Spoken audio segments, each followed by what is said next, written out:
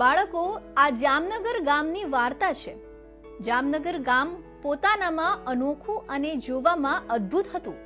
આ ગામની ખાસિયત એ હતી કે એક પેઇન્ટિંગ જે બજારમાં એક દુકાનની બહાર હતું. લોકો આ પેઇન્ટિંગને જાદુઈ કહેતા.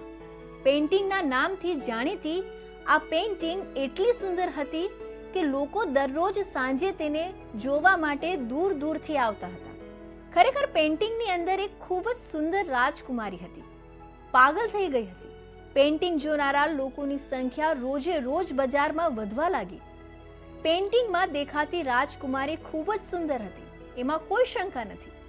પણ પેઇન્ટિંગને સુંદર બનાવવા માટે બાકીની વસ્તુઓની જરૂર હતી.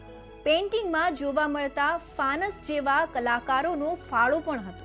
બેકગ્રાઉન્ડમાં દેખાતા પર્વતો અને નદીમાં ચાલતી હોડી, આ બંને આ પેઇન્ટિંગ જાદુઈ હતું કારણ કે પેઇન્ટિંગમાં બનેલી રાજકુમારી પણ બોલતી હતી.